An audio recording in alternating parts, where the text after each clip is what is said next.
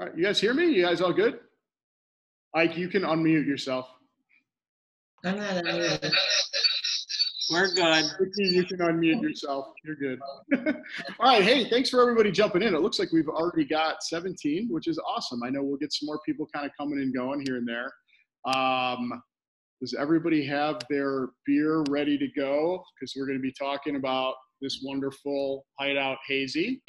So I am going to just intro. We've got Ike Orcutt, who is he's a co-owner and head brewer at BuckleDown. So one of the brilliant people that helped come up with this. And Reid is on too from BuckleDown. If you guys go to any beer events that BuckleDown's at, I think you're probably going to see that smiling face over there. I love your backdrop. That's professional. Yes, very nice. Very nice. Very nice. Covered up cases. So I am just going to kind of hand this off to you guys in a second, but we love the synergy for this, right? Obviously, we've got Pierce Tavern around the corner, Fuller House is down, a couple stops, train stops down, but we love Sam, we love Pierce. We've got a lot of folks from Downers who come in here. They go there when we're actually all open. There's a lot of people coming back and forth. So I love the fact that you guys did this with them, and I'm super stoked that you guys are on to talk about it because this is super local. I see a lot of names we're familiar with who are from the area. So Ike, I'm going to hand it off to you, man. Tell us about the beer. Absolutely. So that's really our first fruited hazy. We've been doing, as you guys know, BuckleDown, we do a lot of traditional beers. We do a lot of lagers. We do, straight up IPAs, beer flavored beer. But we got to talking to Sam, who's the owner of Fuller and Pierce, and he wanted us to try to explore something a little more fruit forward with some different characteristics he could pair up with food.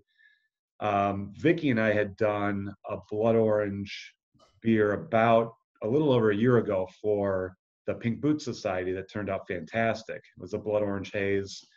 We had about a keg of that beer and it flew. It went crazy fast. So between Vikki, myself, John, the rest of the team, we came up with this idea of a blood orange hazy, and it's been our #1 seller for about 5 or 6 months now. It's super hazy. It's got a nice thickness, a big body to it, and it's not super sweet. It's got a real nice fruity character to it, but it's not just like a sweet lactose bomb. So it's a bright beer. It's got hops. You can taste the hops. It's got a great hop combination, really tropical, really fruit forward. And I think all in all, it's a really fantastic beer, and it's one we're really proud of, and certainly one that's a customer favorite, both in our tap room and wherever people have it in the market. People seem to love it. So I guess in a nutshell, that's what that beer is all about. Did you say this was your first hazy that you did? First fruited hazy. We Okay. generally have done just hazies loaded up with hops and different hop profiles, but this is the first one we really dumped a bunch of fruit into. Yeah, you guys are definitely not. You're more of the IPA side, and then of course stouts and porters too. So, why the blood orange? Any particular reason you guys came up with this combo? And I'm interested. I love learning about hops. So what works? Why it works with the fruit you picked? Yeah, I think the blood orange just plays really well. Like we started this beer with the hop blend. That's kind of where we want to start. It's a Citra, Laurel, El Dorado blend, which are all like very tropical, all very bright, very fruit forward. And it was kind of a natural progression to go to the blood orange to really double up on that tropical note that we're getting from those hops. But really the hop profile led the way and kind of led us into orange. Now we played with that beer. We played with mango. We played with pineapple. But the blood orange just is a real good synergy with those hops. And all right, collaboration. Tell us about, who was in the room when you brewed it. I mean, obviously it's kind of a joke sometimes. Somebody just comes in there and drinks beer, but how involved was Sam with this? I know some people really like to get into to how these things actually are made. Can John unmute himself for a minute? Yeah.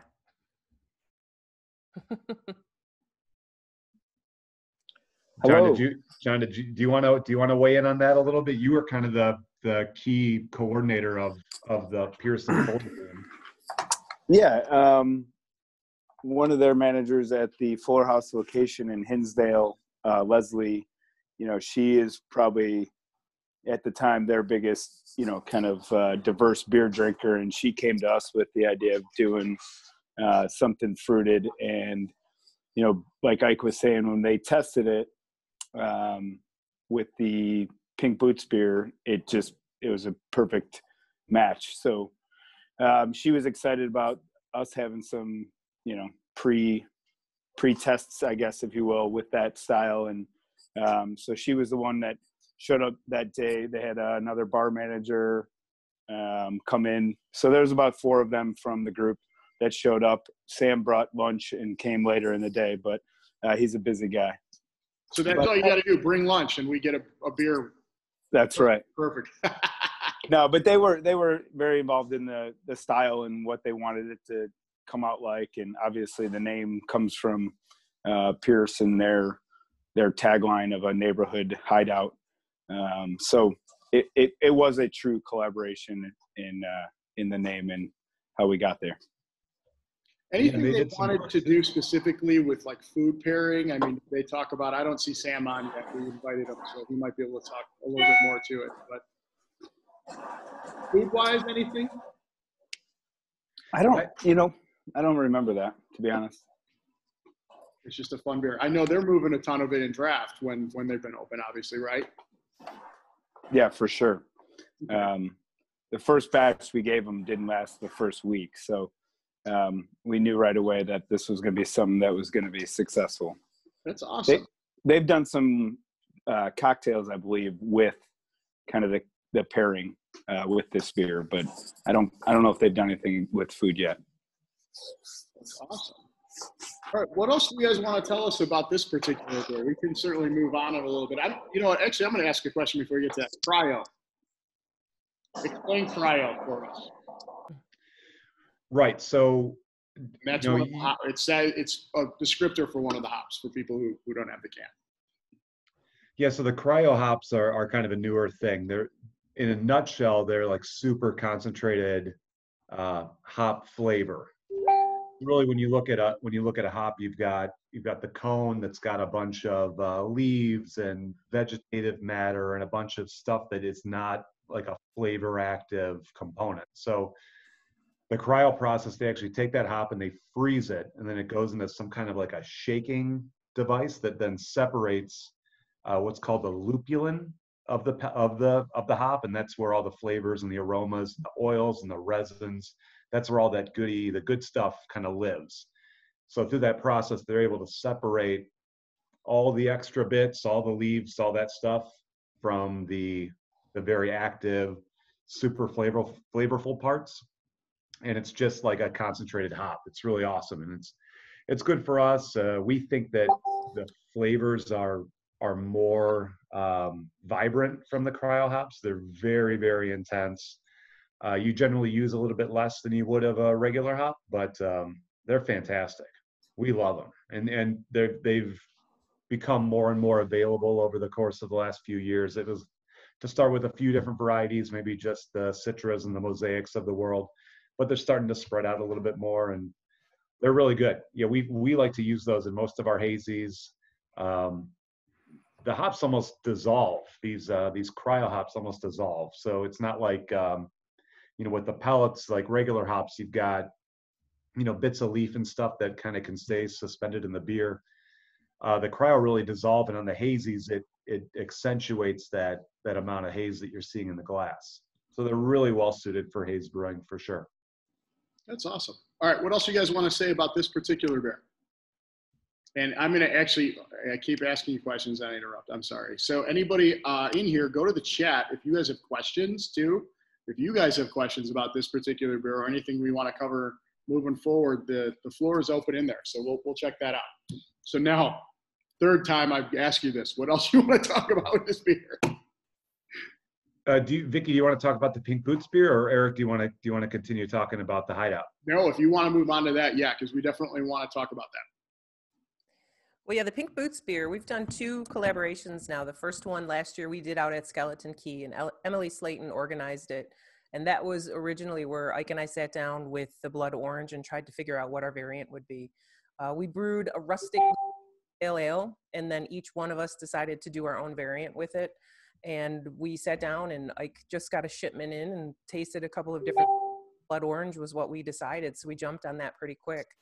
The keg that we had a half barrel and a sixtel. We had the half barrel back at the brewery. We released it, and it was gone in about 2 hours. And then we all went out to Iron and Glass, and we each had a sixtel out there, so you could try all of the 10 different variants that we had done. It was extremely successful too. I think we blew one of the sixtels when we were out there. So the blood orange was successful. We used it for the pink boots. Then last year we went and did blood orange belt and suspenders for our grapefruit belt and suspenders fest. So we had that as one of our releases, like a special feature. And it just seems everybody loves that flavor. It's got a real nice big nose on it. It's really nice and citrusy and a little bit sweet. And I think it goes really well with Hideout as well. Now, Yeah, so go ahead. Yeah, when we use fruits in a beer like this that's going to be canned, we don't actually use like fresh blood oranges. It's too risky to put that kind of stuff in a can. You might get re-fermentation. You're going to get cans popping on shelves, all sorts of terrible stuff. So we use a company out in California that does that beer's got 3 different blood orange compounds in it, and they're all super fresh. They're all organic. They're awesome products, but just so you guys know, we're not like dumping vats of blood orange juice into this particular beer.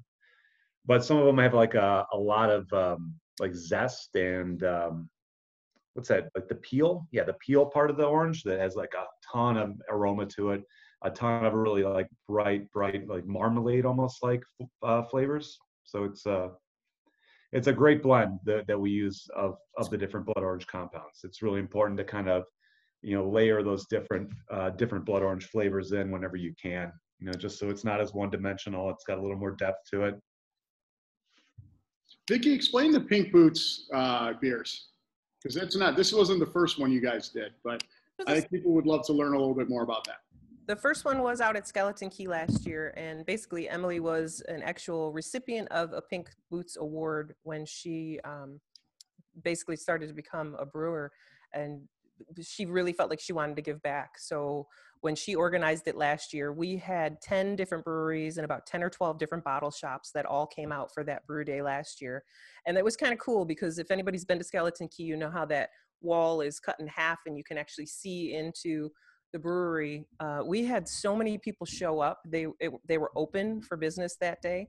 So many people showed up to support us, and I think we were all caught off guard a little bit at how many men in the brewing industry showed up to actually support us. And everybody brought beer, and it was a really great collaborative day. Once that was successful, Emily basically thought she wanted to pass the torch on. So Ray Rosato down at Rabid Brewing did the same thing as far as organization. So we all went down there on a Friday. I took a personal day at school, and we had 14 different breweries that ended up collaborating on the was pronounced Sholma, which means shield maiden in Lithuanian. And it was an amazing hazy IPA. I know I see a lot of faces in here that I know got some of it because I saw you show up. I know I'm seeing Patrick and Sandy over there, and I know Eric, and I think Mike, you got a couple different growlers of it. But it was extremely successful. Again, we didn't do variants with it. And in fact, the day we were supposed to pick it up, we were already a week into isolation and quarantine. So it was kind of odd. I think there was a point when I texted Ike and I was like, we even going to pick it up? Like, do we want to even do this? This is kind of, who knows what's going on? And Ike was like, go get the beer. So I ran out and grabbed the beer, and Emily was there from Skeleton Key. Mel was there from Mad Hatchet. And obviously Ray was there. Loaded up the kegs in the car, and we basically all just picked different release dates over the next 7 to 10 days to get that on. Emily blew through hers in about an hour and a half, so she went back and picked up a second keg. Ray was delivering hers with a pterodactyl head on when she would go up to the houses and drop off 6-packs, and she'd throw in a roll of toilet paper with it. So it was kind of cool because it was just at the beginning when everyone was like, fuck, we need toilet paper. We released ours on the following Saturday, and Ike, was it like an hour and 15 minutes? We blew through that keg. I mean, it was pretty fast. So yeah, maybe not even. I mean, Eric might be able to tell. He said it was like a half hour. It went quick. Crazy it went really. And I know Mel, out at Matt Hatchett went through hers, Haymarket went through theirs. So everybody's blowing through this beer. And it turned out really well. It was a heavier mouth feel. It had this huge, beautiful nose that was really tropical. I have a really sensitive palate, so I got a lot of mango on the back end, but bigger, thicker, heavier mouth feel. Beautiful haze color. We were really happy with how it turned out. And it's funny too, because when women do collaborations, we do shit a little different. They had it catered in. We had full barbecue. It was this amazing, awesome day. We drank Malort all day. It just turned into like this this real fun, very Chicago type situation, a little more on the upscale. But Ray took really good care of us down there, and it always makes for such a fun event. So the ideology basically is part of the proceeds go back to Pink Boots, and every year we'll rotate different locations and generate more people. This year we had more city breweries come out than we had last year. So Goose Island came out, Haymarket came out. For the most part last year it was all suburban breweries out here in the western suburbs, but it was nice to see city folks jumping in on it and actually sharing that day, because it's always fun. It's fun to brew, but then when you get a bunch of women in a room and you get into that situation, it turns into a really great afternoon. It was pretty fun. How many breweries did you say? There were 14 total. That's awesome. Yeah, it was fun. What's next? Who knows? I guess it's hard to decide right now these days, but decide to, and it's always like, you don't want to step on anybody's toes. So a few people have volunteered to host next year. And we'll just see how it all pans out. But it's always awesome because we get everything donated as far as the hops. The hops were donated by Pink Boots Society. It was the Yakima Chief blend. So we had 4 different hops with that. It was Azaka, Eldorado, Idaho Gem, and Laurel. The grain was donated. The yeast was donated. So, very little overhead from the standpoint of the brewery. And then, we just give back to Pink Boots. So it's a win-win situation. Vikki, are any of the other breweries making that beer again, or what's the situation with that? Not that I know of, no. If they did, it probably would be Ray Rosato down at Rabid Brewing Company, but I haven't heard anything from her that she was going to brew it again. It would be great to do it again, and I would love to go down and help out with it, but we haven't talked about it again yet. That's awesome. So you guys can unmute yourself. So Montana Joe had a question. If you're still on here, go ahead and unmute you. We have a lot of people on, so it's harder for me to moderate this, which is awesome. It's a great problem to have. Montana Joe. Oh, that's you, Joe. Hi, Vikki. Dude, Hi, Eric. There he is. Cheers, Joe. Hi, Joe. I just started growing it for COVID. Good Lord. So, what's up, Joe? You had a question. Go ahead. It's a good Yeah, question. so my question was, as far as cryo goes, can cryo be used outside of the boil in the dry hop? Yeah, absolutely. So really the only limitation with cryo is you don't want to use it too early in the boil. So you don't want to boil those compounds for a long time. So generally where people are using it is in the whirlpool. So right after the boil is done, we pump the beer and it rotates, and that's a good time to add more hops.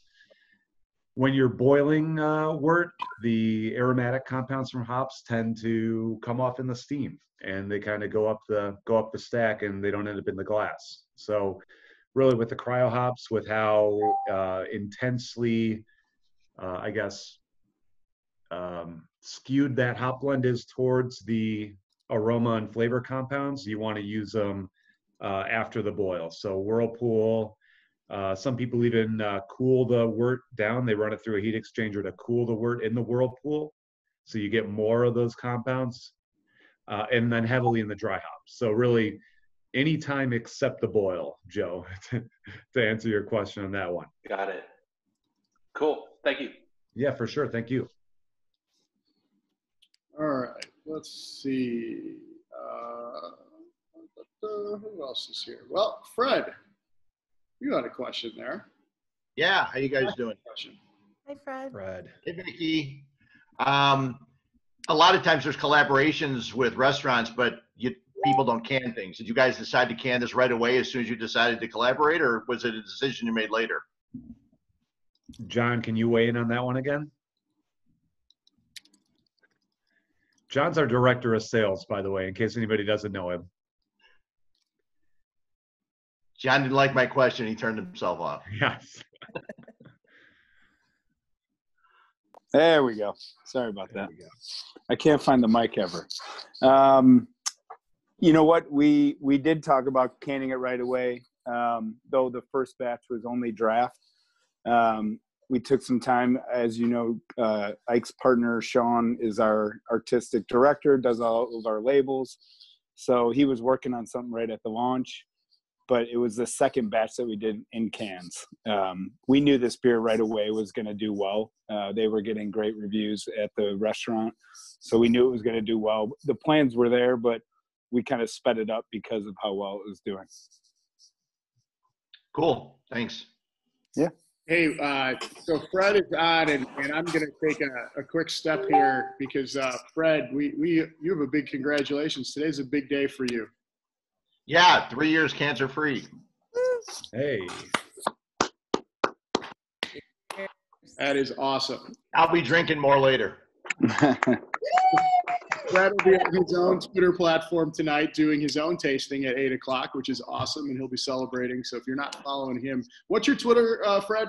It's over on Facebook. You can just find me on Facebook, and if you're a friend, fine. If not, follow me. And it's just me sitting there drinking beers, answering questions. So awesome. Well, hey, that is congrats, man. When you told me that was really, really cool to hear. So you should drink all the beer you want tonight for sure. That's awesome. Yeah, I only have to get up at 4:30 tomorrow to work, but yeah, I'll have a few. I'm afraid there's a bunch of Michigan people that are weighing in here. I clearly did not moderate the screening. Hey, Ike, tell us more about the brewery. So we're going to take you guys have been around a few years now. You guys have been in Lions. If you haven't gone to see these guys, please go check them out. All their beers are always over there. They're fantastic. It's such a comfy, cozy tap room. I want to know how you guys started. Yeah, we've been around for a while now in the life cycle of Chicago brewing. We've been open since 2013. So we're coming up on our 7-year anniversary this fall. So yeah, we started, my partner Sean and I are the founders. I run all the brewery operations. We were doing some work together in the West Loop when Haymarket first opened down there and had a chance to have a lot of beers with Mr. Crowley over there, and kind of got to learn the ropes. I was doing a lot of home brewing before that. And, Pete at Haymarket was a huge mentor, still is, and gave us a lot of opportunity to kind of jump into the craft brewing game. So, leading up to that, we had kind of had a decision that we wanted to open a brewery and wanted to do it in Lyons. I'm from Riverside, Sean's from LaGrange, so we wanted to have something that's, pretty close by. And at that point in 2013, there was no brewery serving that area. I mean, you had some city breweries, you had some guys like Solemn Oath and Two Brothers out west, and really nothing in our area, which is, what you'd call that, the near western suburbs. I'm not sure what the nomenclature is on that, but really, yeah, we started it to make awesome beer. I mean, that's really the big thing, and to make sure our customers have a great experience. I'm really into like classic styles, so the hazes and the fruited hazes and the pastry stouts, that's been a little bit of it's taken us a while to get there. I like an English mild, I like a Pils, I like beer flavored beers. It's kind of my thing, but we like to do what our customers want to drink. So I would love to introduce some of you guys to some of the more classic styles if that's not something you've ever had before. But we try to do a bunch of different beers. We try to do them all really well. I've got a fantastic team: John, Vikki, Oliver's my assistant brewer, and we just we get after it, make the best beer we can, and try to have a good time doing it. So what's next for you guys? I don't know if I have a good answer for that one. I know there's so many other things, so many other forces in just hospitality and the beer business right now. I know it's not an easy question to answer, but I think my focus is just to make sure our customers and drinkers have the best possible experience, from getting the right cans to Eric and making sure he's got stock of things, and making sure our tap room is very welcoming when people choose to come out to see us, and really just focus on making the best beer we possibly can. So it's kind of more of that blocking and tackling kind of approach at this point. We're just trying to be better every day, and there's no big plans on the horizon for like a 100,000 square foot brewery beer garden. That we're just kind of going to keep doing what we're doing and just try to be awesome. Vikki, what's your favorite beer? I'm drinking it right now. Love Tap. And that just came back out, right? Yeah, and I think today I took the last from the brewery. Sorry. Second to last. We have some here. What did you guys change with this one? I know I remember when it came in, we were talking that the recipe changed it a little bit from last year. Yeah, there was a slight hop change. We were using a hop called Meridian that's known for like a Meyer lemon kind of character, and we just couldn't get it this year. So we flipped it out to a hop called Motueka, which is a New Zealand hop that has like a huge like lemon lime character to it. We thought it was going to be a pretty seamless switch, and we've heard from a bunch of people that they definitely noticed the difference. And I'm not sure, I mean, it's been a year since I had it before this batch. I think it's fantastic. Maybe it's a little more intense than last year though. Mm-hmm. Is that what you're picking up, Eric? Yeah, I mean, I'm kind of like you. It's been a year since I've had it, so it's really hard to pick. But I think that Motueka really gives it a different citrusy flavor for sure. I want to, a little bit more on the history and like your space, man. You guys have such a small space, and how many barrels of beer do you pump out of that place? We do about 4,000 barrels a year. So that's, I guess, roughly about 50,000 cases that we do a year. I mean, it's amazing to go in there again. If you go in there, it's such a small space, and you guys are doing such amazing volume that I don't know how you guys do it. I don't know how any brewery does that. There's a few like that. Hubbard's Cave, space. I'd go in there and I see their beer and I'm like, how are they brewing this amount of beer in a space? Honestly, the size of my bottle shop. It's crazy. Yeah, it's a lot of hours. It's a lot of, forklift, Tetris, forklift Jenga, things get moved here a little bit, a little bit, a little bit. It gets a little tight in there. We mostly ship out to our distributor every Thursday. So leading up to that Thursday day, it gets to be pretty, not much room for activities, but once Friday rolls around, we can have a dance party. We can do all sorts of stuff, ride skateboards, none of which we do, but we could. No bunk bed? Room. That's right. No power tools, Eric. No nice. Why would you let us? What's next? Because you have a lot of seasonal beers too. Obviously, you've got like belts and things that are on the shelf all the time. But any seasonals that we need to be paying attention to as we're getting into summer? John, can you jump in on that one too? Thanks for being on, John. Yeah, sure, buddy. I mean, Love Tap is kind of our spring summer seasonal. That'll be out through July, leading up to our Oktoberfest. That's kind of the only true seasonal we do in that lineup. Yep. The other ones are just really approachable, fun IPAs that are part of our seasonal lineup. But then we do a lot of one-offs. So, like the milk stout that we just put out, All the Right Moo. That's a chocolate vanilla milk stout. We do kind of, Shady Aftermath is out for half the year.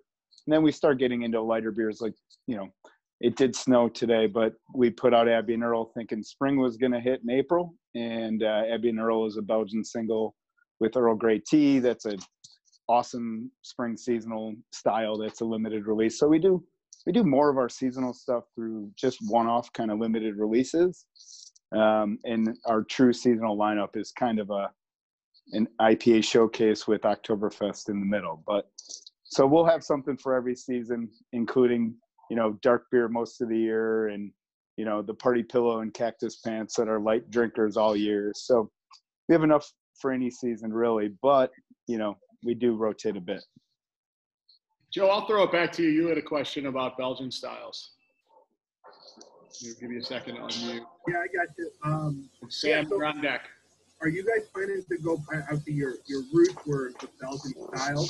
Are you guys planning to try and move that way? I know it's not the sexy style of beer right now, but you guys did it so well. The mirth, the fiddlesticks. I'd love for them to come back. Say the mirth. Mirth, right? Did you have mirth? Oh my God. Yeah. You know, Joe, we definitely would like to. I mean, I was super happy to have Abby and Earl come back this year. That's one of my favorite beers that we make all year. I mean, I really like those Belgian yeasts a lot. It's a struggle though for us, you know, like, and it is. I think it's incumbent on the brewers to, if we don't want to just make hazies and pastry stouts, we've got to provide some options for consumers and educate them about why they should care and where these came from and what the flavor profiles are.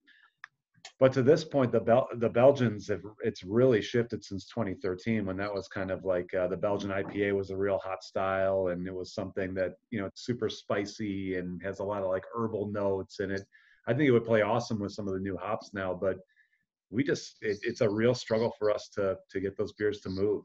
So it's a challenge. The Belgian beers are a particular challenge right now.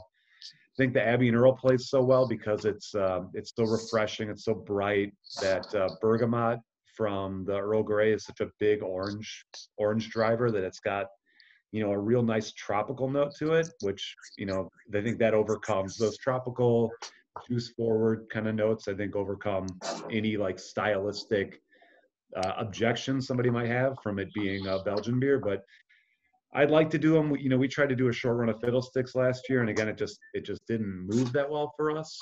So it's a struggle because and somebody brought up if we were going to do a dark mild, and yeah, we've done dark milds before, and that's probably my favorite style of beer, period.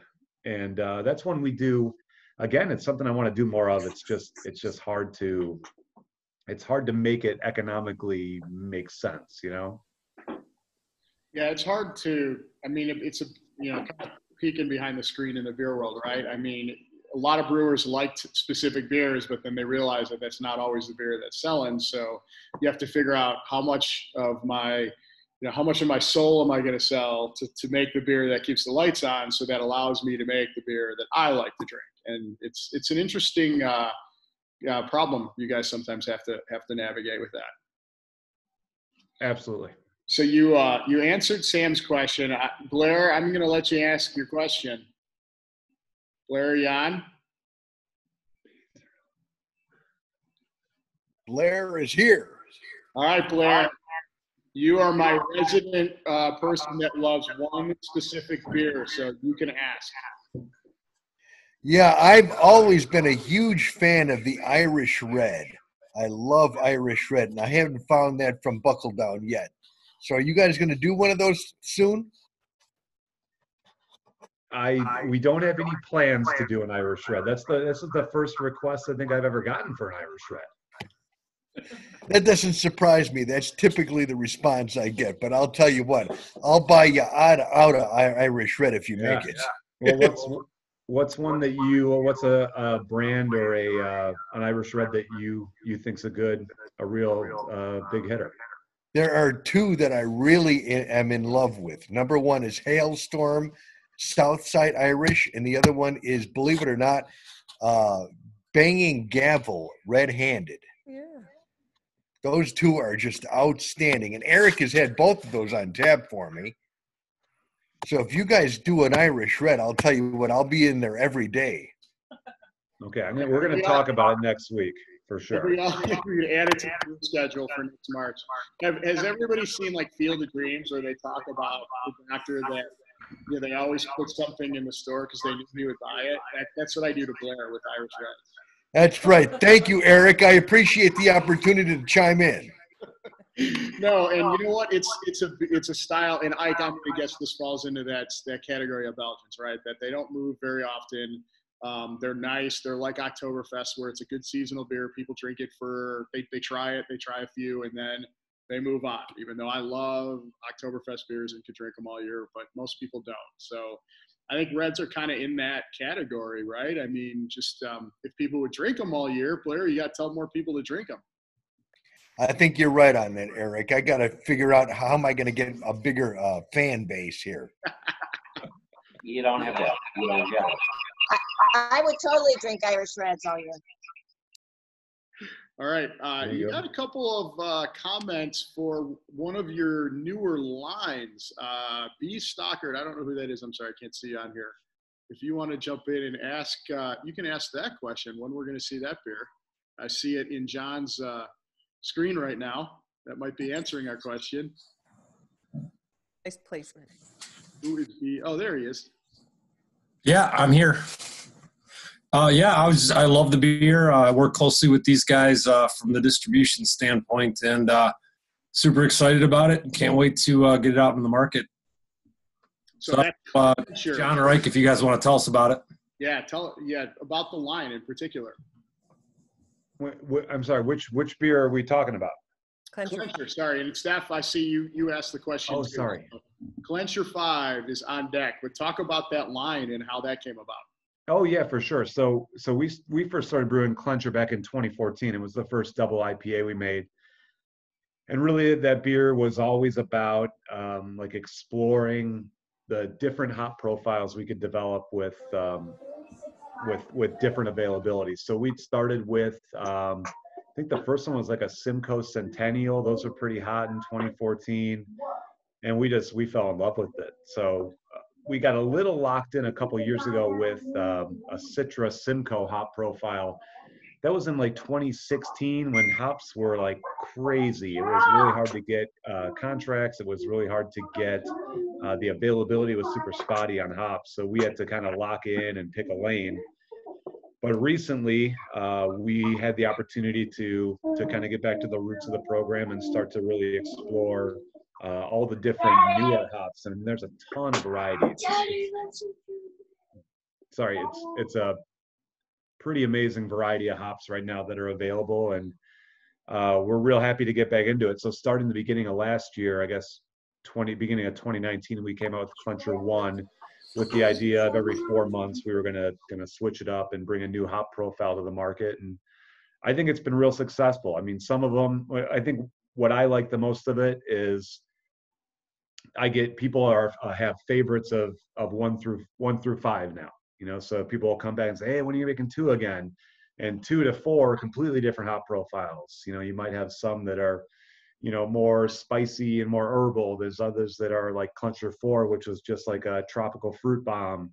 5's a little more, for me, like a little more resin, a little more dank to it. I mean, it's just, it's a real fun project for us. It's something we've thoroughly enjoyed doing, and the beers we're super proud of the beers, and the opportunity to play around with a bunch of new hops is just, you know, that's something I think that's really driving the craft beer market right now. Is it's all about the hops. It's about the new hops. It's about what you can do with them and how you can, you know, bring out more flavors and a different experience for the IPA drinker is kind of a big part of what we do right now, both from the haze standpoint and the Clencher and basically every other beer we're doing right now.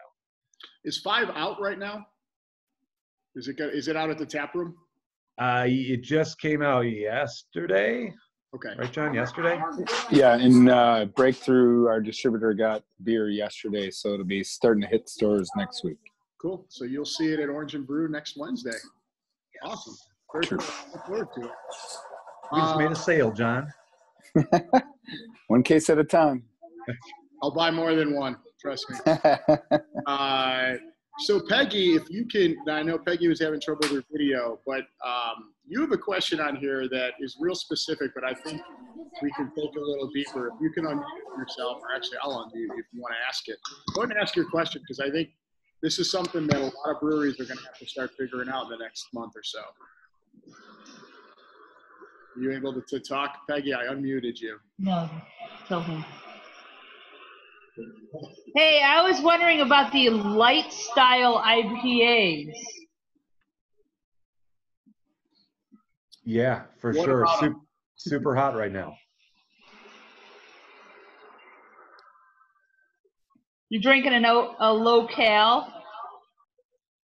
Okay, so I think that wasn't the question I anticipated she'd ask, but I'm thinking she's asking, is there any plans for you guys to do one of those? There is a plan, Isaac. Why don't you tell them about it?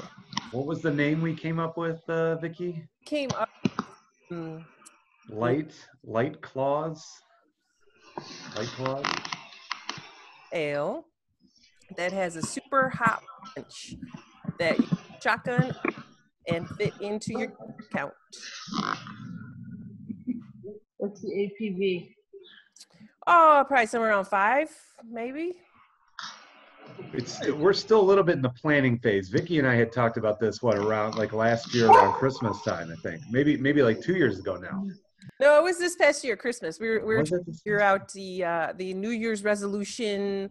No drink January or whatever the hell they call. I don't know what they call it. I never did it, but it's like trying to figure out how to fit all of this beer into my waistline and to my caloric budget for the day.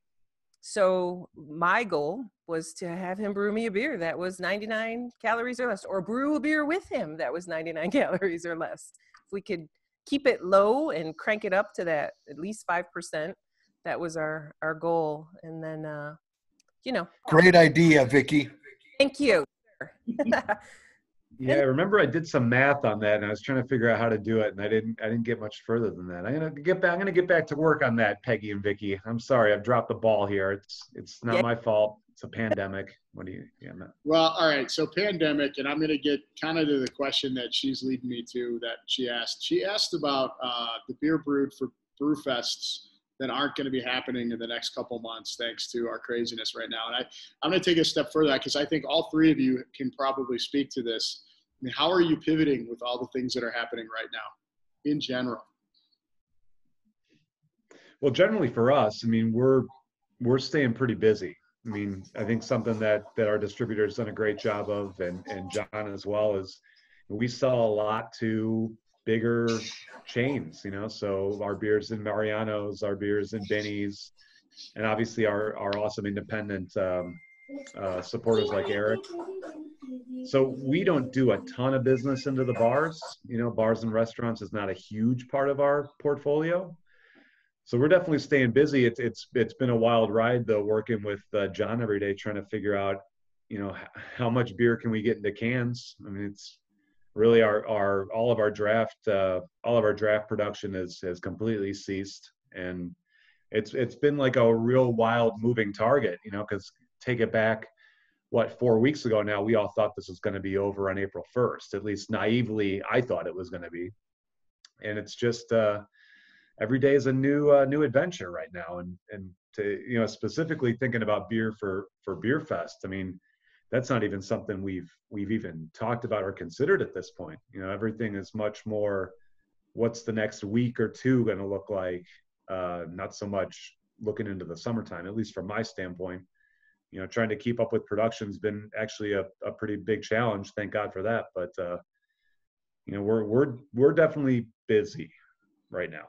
Good. Yeah, that's unusual. But yeah, I didn't think about that you are probably disproportionate on the cans and package compared to your draft sales. So you probably have to pivot a little bit less. Has your brew schedule changed at all? Anything else that you've changed because of this?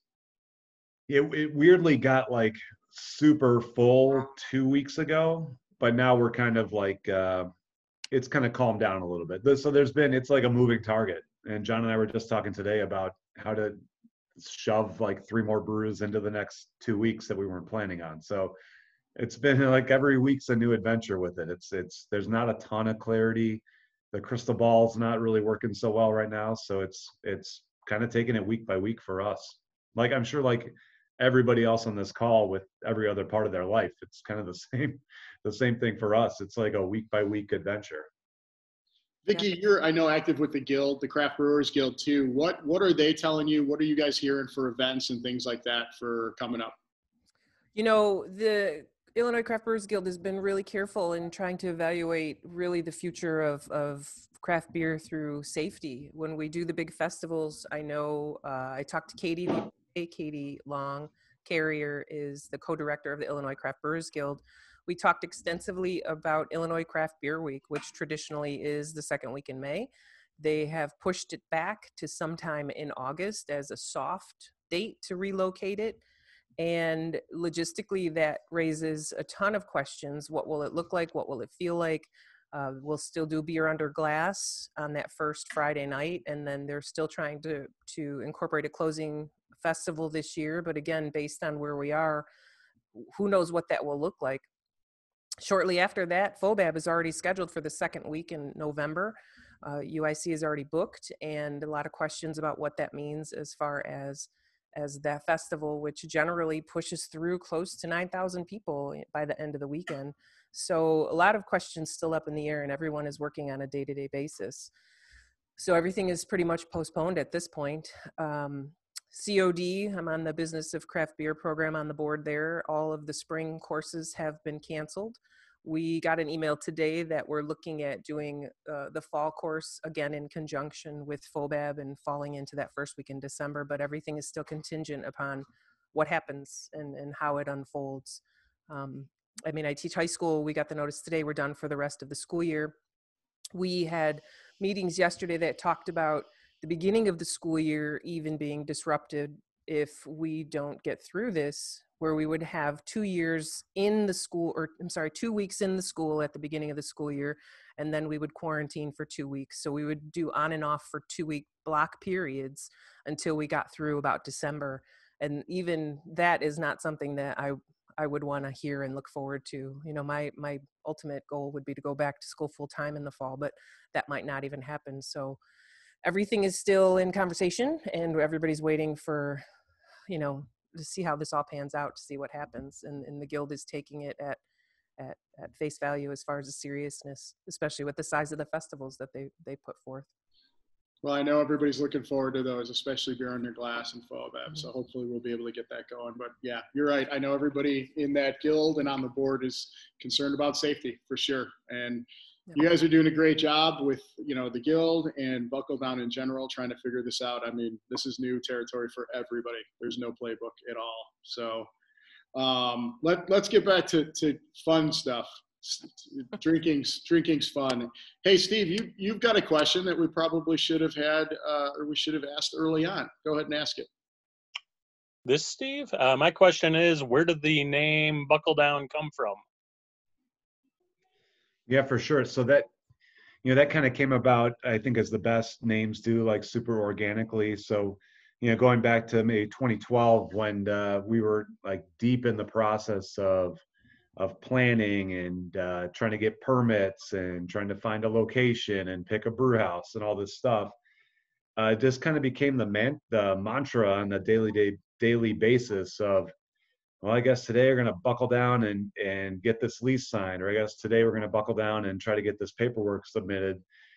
And we were coming up with all sorts of different, you know, names. I mean, we were looking at like, like a lot of industrial kind of themes. And eventually one day we're just like, man, we keep talking about buckling down like every single day. And it really kind of became the rallying call, and it just came together, and it fit perfectly with where we were at that moment. And really, I mean, I'm thinking about my week this week. I mean, it's for us, it's all about buckling down. It's about trying to get after it, trying to have fun, trying to just get it done, trying to do the thing.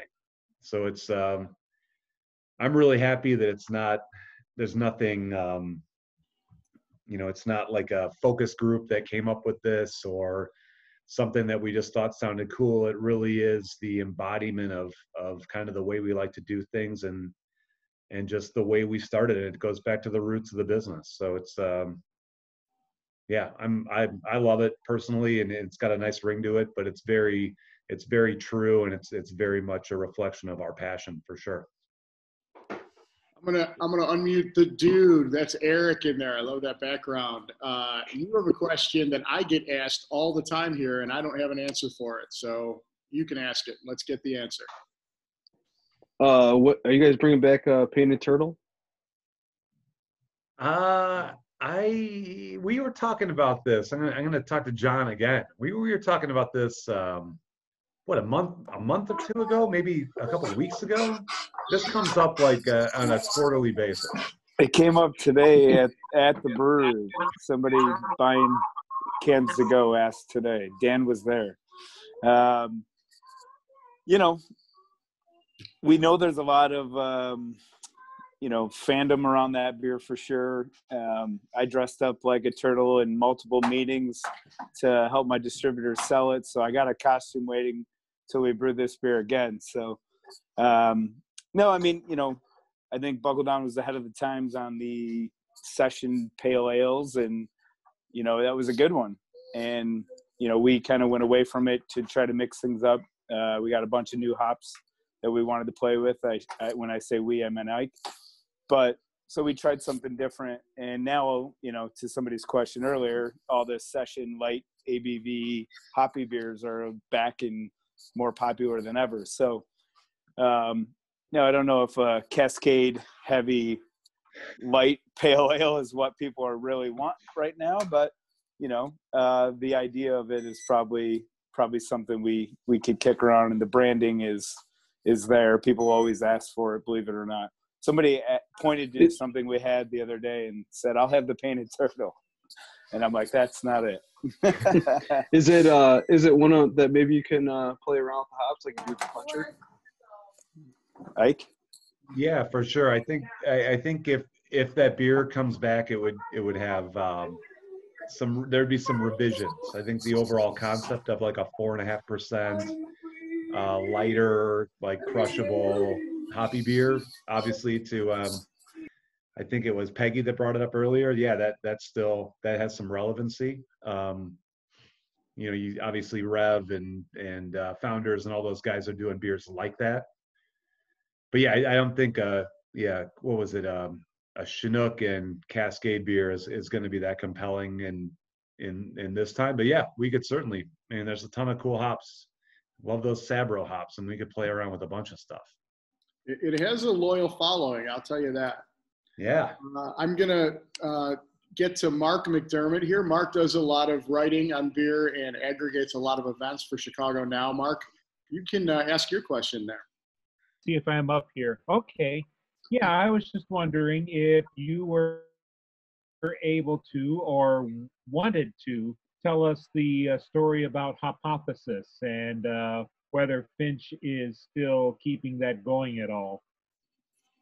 You know, I can't speak to the current state of that. I mean, for those of you who don't know, this was back in like 2012. It was a small blip on the radar. I'd done some work with a few other people on bringing a beer brand that was contract brewed up in Wisconsin to the market, and the 2012 was a different time in beer for sure. You know, I think there's some fantastic breweries now that do a lot of contract work. Like I see Montana Joe's got a hop butcher in front of him right now. I mean, I think they're a great example of what you can do in 2020 with you know, with a contract brew situation. Things were way different in 2012. We went to a brewery in Wisconsin that was probably not a great fit. The beer didn't really do it didn't fit the flavor profile I was looking for, and we ended up kind of walking away from the project. So my understanding is it subsequently was or is brewed by Finch, but I'm not really, Mark, 100% sure what the status on that is. I haven't had much interaction with those guys in now like almost 7 years probably. Okay. Was that I can effort some more information if you want, but I don't have anything off the top of my head. Oh no, it's just always interesting how such things just kind of come and go like that. For sure. All right, Sam, ask your question. That's a fair question, actually, because there's, especially the days we're going to be coming up soon, there's going to be a lot of people thinking about how much they're spending on beer. So go ahead, and this is an interesting question because it talks to scale for sure. Yeah. So I was one of the people who said that a dark English mild is my favorite. It's a really easy beer, you know, like 3.2%. You can drink it all day, not get drunk. I also enjoy bourbon, and I'll have some beer with my bourbon to help wash it down. So normally what I would do is go out and buy some Coors Banquet, but I'm trying to spend my money locally. is there a beer you could make and sell for $1 a can? It's a great question. Surprisingly, in the canned beer game, the liquid's a big part of it, but man, packaging costs are a giant driver in cans with aluminum's up, paper's up, labels are expensive. Profitably for $1 a can, that would be a tough one. I think a 3.2% mild would probably be like the poster child of that beer, though. I would assume. I mean, like a little bit of malt, no hops, like turns really quick. It's an ale, so it's not taking up tank space. That would probably be the beer that would be the one you could do it with. Exactly. We haven't. What's that? Yeah, exactly. When I brew it at home because I can't find it anywhere else, and it's, there's almost no grain goes into it, almost no hops. It brews fast, and then just drink it. Yeah, I like that idea. I'm gonna look into this. Maybe the $1 a can will get people drinking milds again. Absolutely, it will. I know it will. Confident. I mean, and that's we promise you we'd keep you guys to an hour, and that's a deeper discussion too on the economies of scale that the big brewers enjoy that smaller craft brewers don't. So I won't put you on the spot for why you don't have a 100-pack PBR out there. But I put a last call out. I'm looking. It looks like we don't have any other questions. Anybody else have anything? This is your last call. Sam has a 30-pack of Natter Days outside. That's awesome. And you probably bought it here. I'm embarrassed. Yes, I did. And it's outside because it's keeping it cold. That's awesome. Hey, so thank you guys, Ike, Vikki, John, who jumped on here.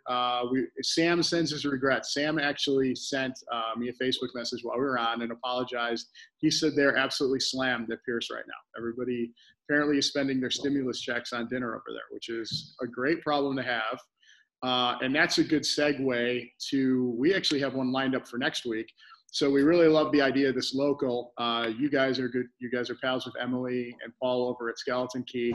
They are doing the house lager for Cadence and Foxtail. Of course, they brewed up a whole bunch of that beer, a nice lager, ready to go on draft right before all this crap went down. So we've got a whole bunch of beer. So we're going to have those two on next week along with Todd Davies. They're going to talk about that beer because it went into cans. If you haven't seen that story, it's really cool. Again, Vikki, you know about how tight this community is. Pollyanna gave them the cans and canned the beer for them because they weren't able to do it. So getting it out of the tanks and keeping it fresh is such a cool story. So we're going to hear about that next week. And I know Todd, for those who are, Todd is working on a food pairing for this next week. So he's going to work on something that you guys can go pick up curbside to get the food that he's going to do with the beer. In addition to buying the beer too. And we're going to try and send you to Skeleton Key to go buy that beer. So we'll have a little bit of it just in case it's convenient for you, but they're right up the street. Let's go support them too. Anything you guys want to add before we let you go? I just want to thank everybody for coming out. And Eric for giving us the opportunity to tell the story of our brewery and give us a feature like this. It's really cool. I've never been involved drinking beers on a Zoom before with people I haven't met. I mean, I've done it a few times with my Bears buddies around home, but this is awesome. And I really appreciate you guys coming out and spending some time with us. So cheers. Cheers. Thanks, guys. So we have a page called Behind the Bar at Orange and Brew on Facebook. Go ahead and check that because I'm going to go ahead and upload this video so y'all can go back and see it. Or if you missed any of the other ones, go check them out.